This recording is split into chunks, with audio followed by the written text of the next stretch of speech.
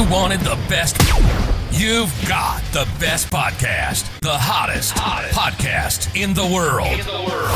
The Chris Voss Show, the preeminent podcast with guests so smart you may experience serious brain bleed. The CEOs, authors, thought leaders, visionaries, and motivators. Get ready. Strap yourself in. Keep your hands, arms, and legs inside the vehicle at all times, because you're about to go on a monster education roller coaster with your brain.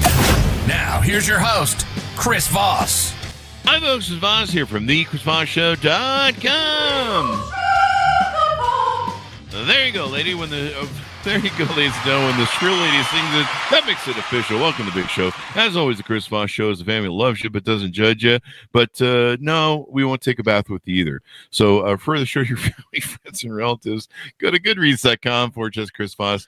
The judge says we can't do that anymore. LinkedIn.com/Chris Voss. Chris Voss won the TikTok, and Facebook.com/Chris Voss. I don't know what any of that means. I think it's a scene from that one movie, Good Daddy or whatever, from I forget the SNL comedian. He's like, no, I can't bathe you. I don't know what the rules are. Anyway, guys, movie joke references to lead off on the Chris Voss Show. I don't know. It's a ramble. We do it random every time. I just make shit up, and sometimes it's funny, and most times it's not. Opinions expressed by guests on the podcast are solely their own and do not necessarily reflect the opinions of the host or the Chris Voss Show. Some guests of the show may be advertising on the podcast, but it is not an endorsement or review of any kind. Anyway, we have an amazing young man on the show. We're going to be talking about his journey through life, his lessons of life, his stories, things that are the fabric of his life that he's going to share with you and improve the quality of your life, make you feel good.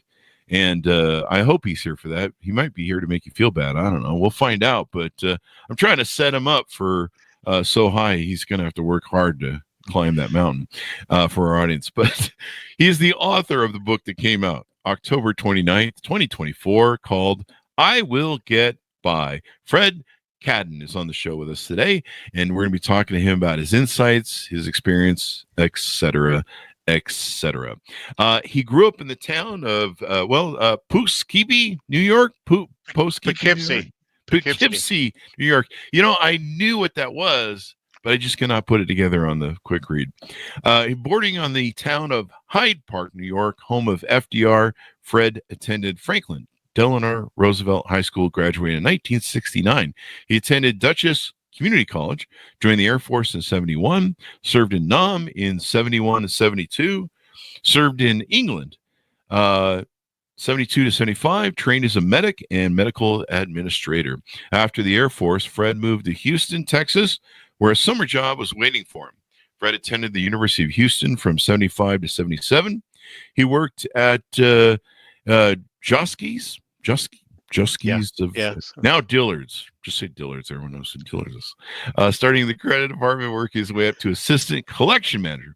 From there, he worked at several independent oil and gas exploration companies, where he established the credit function for the collection of joint interest billings. It's his fault, folks. Fred graduated from the University of Houston, downtown, in 1986, with a BBA concentration in accounting. He's now retired and living in Florida because that's what retired people do. Welcome to the show, Fred. How are you? I'm good. Thanks for having me. Yeah. Thanks for coming. It's wonderful to have you as well. Give us your .coms. How can people find you on the interwebs? It's Frederick, FREDERICK, L, Cadden, CADDEN.com.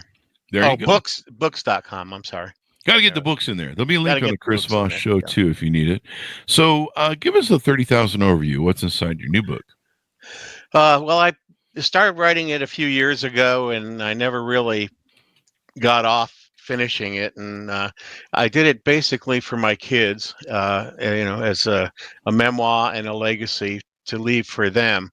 The story of my life. And, so because, I grew up, kids were seen and not heard. And I just wanted my kids to know about me. Oh, and, because I had to wonder about my parents, because I'm always asked medical questions, what's the medical history of your family? And that was always quiet. So really? So I wanted to. Was there a reason for that? No, it's just an old fashioned we don't talk nuance, about I guess. So yeah. So I started it a few years ago. I got through Vietnam, Yeah. and What was that like? um, well, it was an experience. So Yeah. uh, I was basically for all you MASH fans out there, I was a cross between Radar and Klinger, except I didn't wear a dress. I was just gonna pull that joke, so thankfully you beat me to it. so, So so I can yeah. see you in a dress. Wait, Oh no, well, that's you not know, right. maybe not. Excuse me. But anyway, It's the only Klinger joke I can come up with for the yeah. MASH reference. I grew up watching MASH. What a great show! But I mean, how long were you in Vietnam? I was in Vietnam for a year, Yeah, I think I and said that in the bio. Actually, come to yeah, think of it. and I manned the hospital command post in the evenings, and Okay, so so it's you're with people like Ellen Alda and all yeah. the MASH. There you go. And I was responsible for, if anything happens, we are attacked, or if a plane came in on a wing and a prayer, then I would notify everybody and send Mhm. ambulances out to the flight line, Oh whatever, wow. and do that. So I was responsible for that. I also worked a medevac, and I Hmm. was responsible for moving patients through the aeromedical evacuation Mm. and recording all the deaths and patient situations. So Hmm. it was an experience. Well, one day I got off work and it was 7 in the morning, and I went back to my hooch, and I was back there, and I saw all these security police standing around. And I'm going, what the heck's going on? Did they find my stash? So, but anyway, they turned out there was next door neighbor, a guy that lived next door. He had a Ciclo girlfriend that was a VC major. They caught her with a transmitter and receiver, and Oh wow. she was there to plot out us medics. So, Oh wow. uh, Scary. that race, yeah, that was one experience. And then Hmm. about a month after I was there in Vietnam, a sapper snuck on base and blew up our ammo dump. Hmm. And so there were clusters of 500-pound bombs going off all night long. Wow. And so when it started, I was, having a break outside the emergency room with my buddy. We were having a cigarette break, and then we were talking to this Army Master Sergeant who just came in from the bush. And, we're just sitting there talking, and all of a sudden we see this flash, uh, brilliant flash, like, the sky lit up like the sun, Hmm. and then a loud boom. And, I looked at my buddy, and we looked around, and the Master Sergeant was gone. We couldn't see him. Oh So no. there was a 3-foot high brick fence around the hospital, and he jumped behind there. So, as soon as we saw him there, we got our asses down there. Oh So, yeah. Yeah.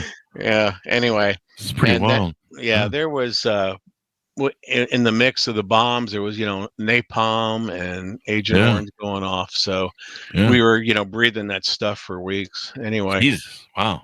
And you're still uh, alive today, so that's I'm good because that stuff was yeah, I'm pretty still bad. alive. Yeah. I did a stint in Vietnam too. Most people don't believe me because I look so young. And but yeah, I killed about 20 Charlies. And yeah, and then I got Wow. on a plane this week and came back. It was just a vacation. Yeah. I stole that joke from a movie. There you go. But it's good. It's good to play on people because I'll be like, "Yeah, I was in Nam," and they're like, "What?" And I'll tell them I have a plate in my head. Yeah. And then I do the bit about how I was this Saturday last week. Anyway, go ahead. Finish your story of life. So anyway, I taught.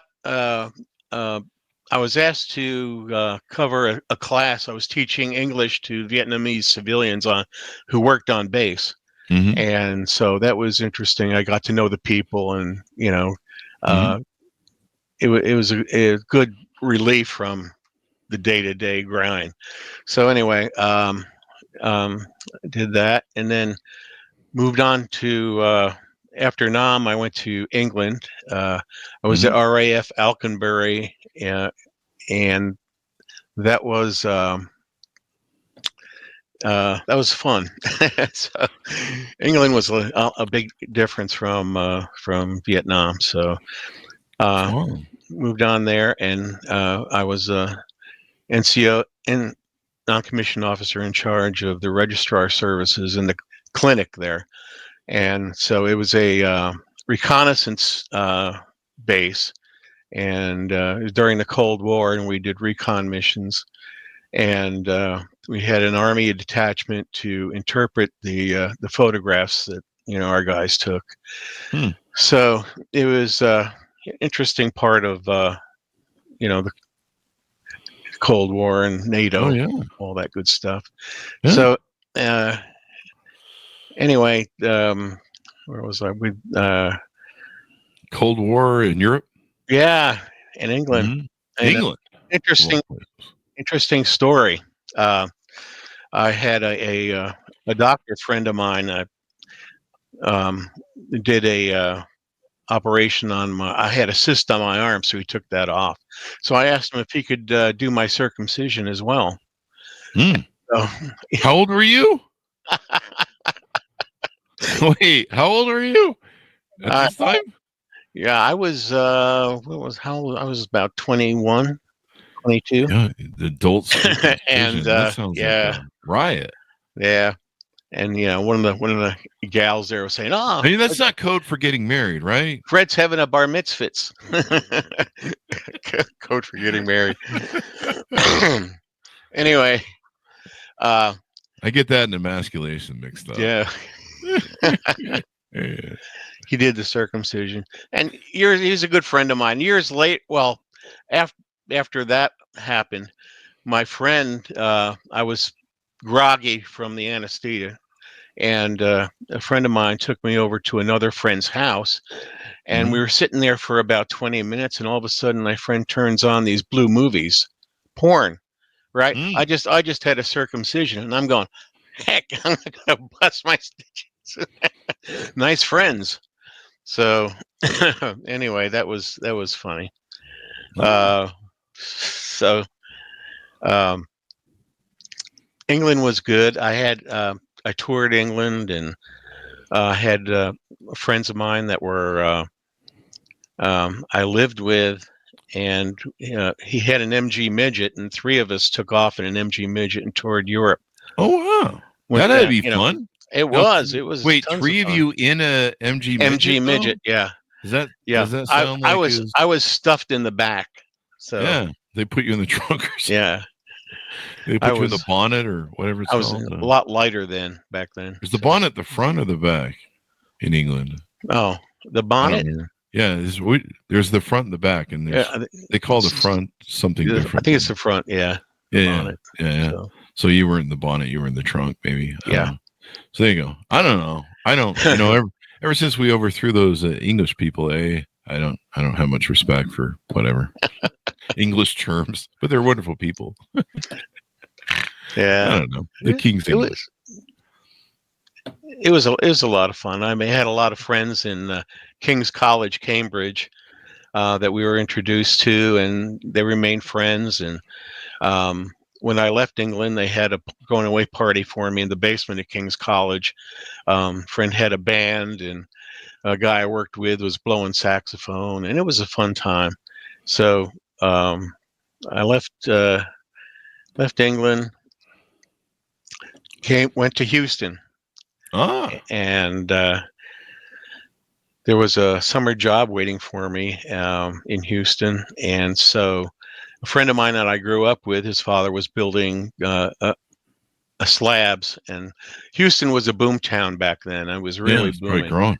And this was in 1975, and worked the summer there, and then started the U of H that next semester. Well, as things go, um, the VA benefits kind of fizzled out. So I had to get a job and go to work. So I met a friend in one of my classes that worked at Josky's, and he said they had an opening. So I tried out and got it and worked part-time there. And then did that for a while. And then I went to Herman Hospital, which was the oldest hospital in the area there in Houston, and they became medical records supervisor. So there I managed 8 employees, and we managed to convert 35,000 medical records from alpha filing to terminal digit. So Wow. I did that in about 2 months, and got bored with that. So my friend called me back from Josky's, said, "Hey, there's another position open for you over here." And so I went back there and worked my way up from night credit guy to authorizations manager, and then to assistant collection manager.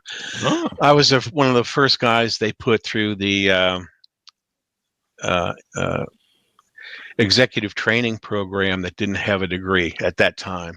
Wow. So that was an achievement. And there, one of my employees that had given notice, I asked her out. Of course, I didn't date an employee while I worked there, but anyway, asked her out, and we started dating, and she became my wife, and then we had a son. So yeah, that's usually what happens. It starts with the dating, and then the kids show up. It's there's a connection there, but they've figured out what's going on there. You probably heard about it. So there you go. yeah. So in all this, we decided to move out into the country because my new wife, her dream was having a horse. So we got her a horse, and we stabled the horse, and that became too expensive. So we moved out into the country and got a 4-bedroom farmhouse, and so did that. There you go.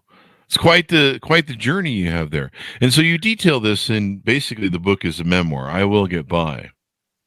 Correct. And it's all in the book. And basically, after Josky's, I went into my friend introduced me to a treasurer who was looking for a collection guy. So I went in to interview, and we hit it off the bat right away. So I went to work collecting joint interest billings, and joint interest billings is when an exploration company goes out and wants to drill a well, they get joint venture partners, and each partner has a percentage in that well. I'm sorry, not will. Anyway, if they have a 10% interest and we start drilling, then they owe 10% of the operating costs and the drilling and operating costs. So once that well produces, they get 10% of the revenue that comes out of the well. So that's how that works. So what I did, I collected both joint interest billings, and I collected revenue from the transportation companies that transported the product. So it was interesting. Yeah, and it was I was collecting $1 million receivables, millions of dollars. Yeah. And so eventually at that company, I collected myself out of a job. So I started interviewing. They were having problems, so I started interviewing for my second company, and so they hired me on, and I was their credit and collection supervisor, and did the same thing. So you're a negotiator, really, what you're doing when you're doing the collections, and you're really a negotiator. And once you get that big check in, well, you want to celebrate. I had a bell I would ring, and I would go around the floor doing a victory lap. So it was, you know, it was a good experience. So, but anyway, it got to the point where I picked up a $5 million check from one of our transportation people, and I came back, and the guy said, "Well," to the CFO, and the CFO says, "Well, Fred, I have to let you go, Why? um, because they were downsizing Oh. and they were going out of business." So you kept the $5 million check, man? Yeah, I tried to. No, he would. I'm fired. It's mine now. He ripped it out of my hand. Said, "Oh, gotta let you go." Said, "Good Wow. collection work, though." Good collection. Oh, gee, for thanks. $5 million. Gee, thanks. Wow. But anyway, That's just, yeah. it seems like you'd want to keep a guy like you around. I've had hundreds of thousands of dollars owed to us in collections, and we've had to go to small claims over the decades to deal with it. And and it's such an annoyance, but it's a good collector is like really important. And last time I checked, you're always going to have collections to collect on, people that don't pay their bills. So I don't know. It seems like very short-sighted as a business. Yeah. Kind of maybe a lesson there. So the next company I worked for, mm-hmm. I started the credit function there, and it's a lesson too, because when you work for somebody, some people have the idea that you make your manager look good. Well, that's good to a certain extent, but if your manager takes all the credit for what you do, then you have to work around that. So, that's another lesson in itself. But anyway, I did that, and I basically created the credit function, and I started the credit marketing function as well, where we got I negotiated contracts for gas sales agreements and gas sales contracts. So that was fun, and I worked with land, legal, and all of that. And you pretty much have to work things the way you call it, because you're there, you're on the floor, you know what's going on, and usually the people above you don't have a clear picture. They have like a box everything has to fit in, and a lot of times things don't fit in the box, so you have to work around that. And that's basically the lesson that I learned. And well, all my kids are grown. They're all responsible, and that's unfortunate. They have good jobs. You gotta have some bad, cheap kids like me. They're irresponsible. No, they're all good. They're all good. That's unfortunate. I had five kids. You must have done something right, though. Yeah, I guess so. Yeah. It's a pat on the back right there. Yeah. 2 are my own, and I had 3 stepkids. So. Oh yeah, there you go. That was good. So the lesson I give, and I like everybody to take away from this book, is sometimes you got to take the bull by the tail and face the situation. The bull by the tail, and face the situation. Give us some depth on that, if you would. W.C. Fields. Wait, didn't he have an alcohol problem? No, there comes a time in the affairs of men one must take the bull by the tail and face the situation. There you go. Well, look down the mouth of the dragon. Like it's just sometimes in life you have to face adversity and hardship, and people will dump on you, like the bull, and so you have to rise above that and keep on pushing. And once you keep on pushing, it's it'll work out. It's just like I was in my manager's office one day. We were reading the Wall Street Journal, and we saw how Enron was having difficulties. We could see that, you could see that online. You could see that in the journal, in the papers, and just negative things were happening. So I got with our oil marketing guys, because we were selling oil to Enron, and we said, well, how much are we doing, and what can we do to stop it if we need to?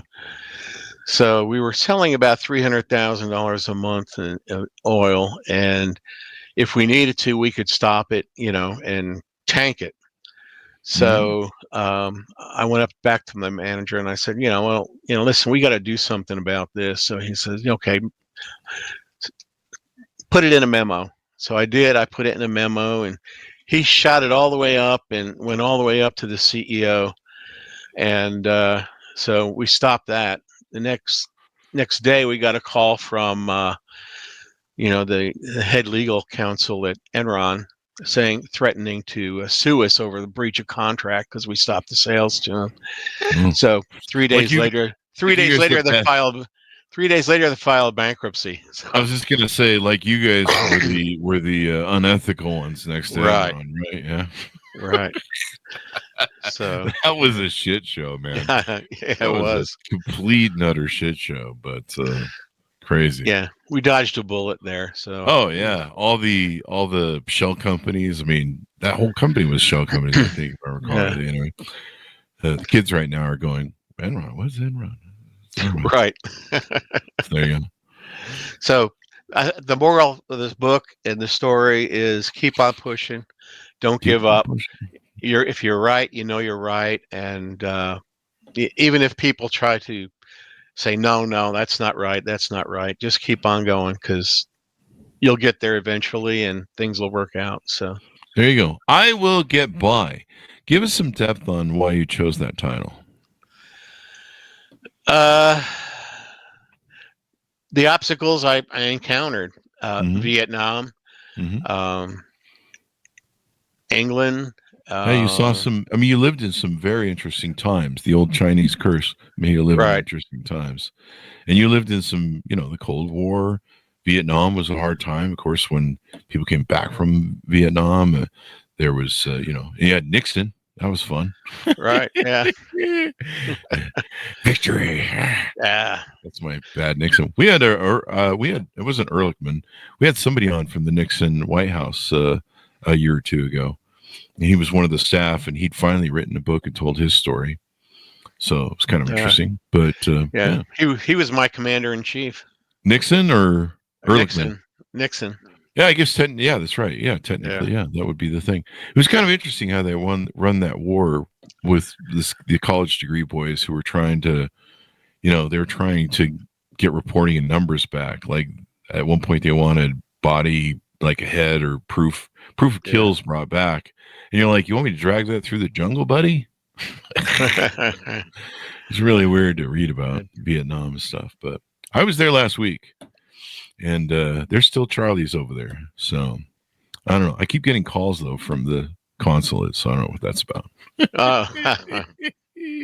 So I Will Get By. So your message to people is you can get through this. You can survive. You can just keep plowing on. There's an old rule that I've heard people say that, I don't know if this is similar, you tell me, but sometimes half the battle is just showing up. Right. Yeah. That's showing up, correct. Doing the work. I like the analogy, eat the elephant one bite at a time. Sometimes when I feel really overwhelmed by something, I just go, just eat the elephant one bite at a time. Let's just start on the outside and work our way in the plate. Exactly. Yeah. And, one bite, chew a lot, and, take whatever. If it takes time, it takes time. That's just the way it's going to have to be. But the only way to get started is to start, right? Right. Mm-hmm. So, inspiring testament to the power of perseverance.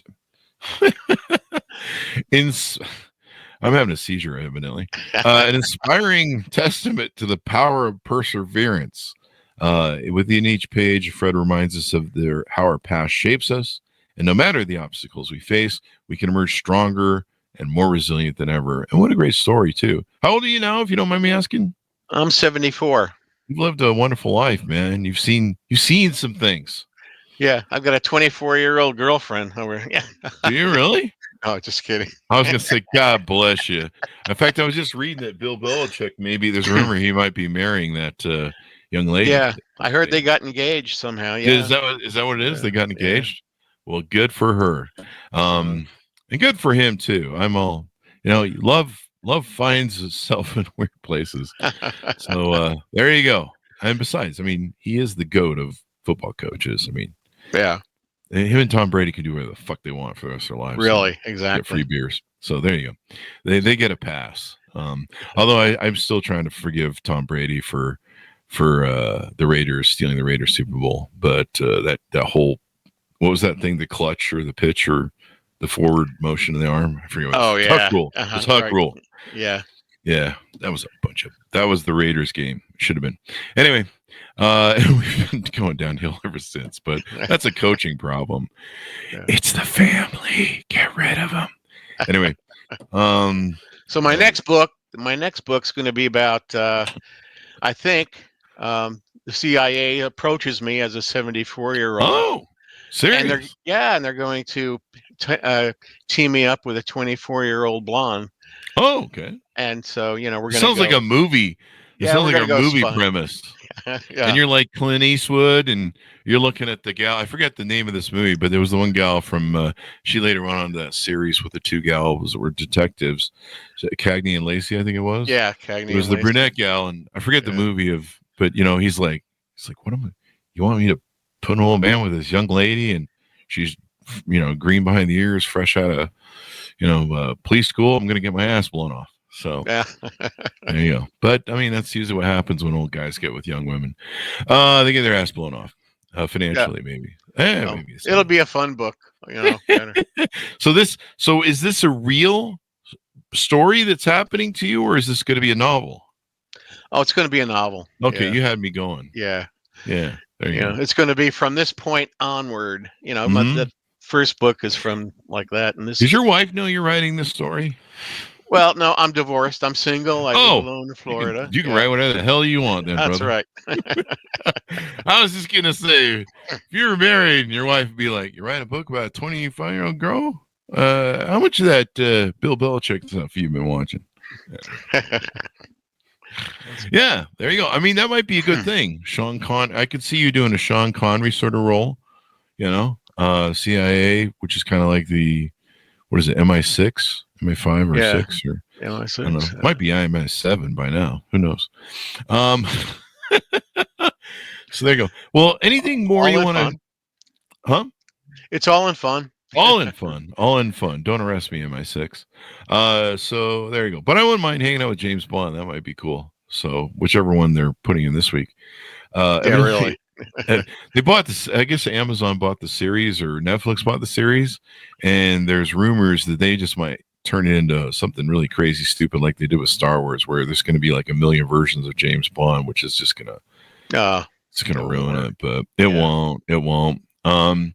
There's something about a man's hero's journey that is everything. What else on the book is there anything else we need to talk out or tease out to people to take and get them to order it? Well, it's a good background of inspiration, I think. Mm-hmm. Inspiration and perseverance, and just if you want to quit, if you feel like you want to quit, read this book and it'll get you going. Because it'll, my experiences I outline in the book are fun. Some are sad. Some are really sad. And, some are a lot. England is a lot more fun. So there you go. Yeah, I'm looking through the pictures on your website. They're pretty amazing. And then people can sign up for your newsletter to become acquainted for your future books. Yes. And then I'm going to start that newsletter hopefully next week. So we'll get that going. There you go. Yeah, there you go. So. Well, it's been fun to have you on the show and sharing us with the the treasure of keep showing up, people, and be perseverant, because you just gotta make it happen. I mean, sometimes that's the way you just keep on trucking. You'll get That's by. right. Yeah. There you go. Right. Which I will get by is kind of the attitude I have when I'm driving in Utah, because everyone drives slow in the fast lane, like the passing only lane, because, well, I mean, a lot of those pioneer polygamists were inbred. So there you go. 200 years of inbreeding in Utah. Can't figure out the speed. So that's usually my thing. I will get by, but I'm usually screaming at the top of my lungs in my car. No, I don't do road rage, people. It's not. Fred, it's been wonderful to have you. Give us your .coms as we go out, and final thoughts. Okay. It's Frederick L. Cadden books.com. There you go. Well, thank you very much, Fred. Have a wonderful life, and we're excited to see what you have to offer for your next book. And, is there going to be a romantic interest in this book, or is it going to be... Absolutely. Absolutely. Oh, wow. Yeah. This guy's on a tear, man. Wow, who hurt you, Chris? Who hurt you, Fred? There's many romantic interests in I Will Get By as well. So I didn't. Oh, is there? There you go. That. Yeah. There you go. You've seen a divorce at least once, I guess. At least once. Yeah. At least once. Well, there you go. Now you can write a book and then mail it to him. I don't know, revenge book or something. I don't know. Anyway, man, thank you for coming on the show, Fred. We really appreciate it. Thanks a lot, Chris. Thank you. And thanks to our audience for tuning in. Order the book wherever fine books are sold. It is called I Will Get By, October 24th, 2024. Thanks to our audience for tuning in. Go to goodreads.com/Chris Voss, LinkedIn.com/Chris Voss, and Chris Voss 1 on the TikTokity, all that crazy place on the internet. Thanks for tuning in. Be good to each other. Stay safe, or I'll pull over the car and come back there. Bye-bye. We improv a lot.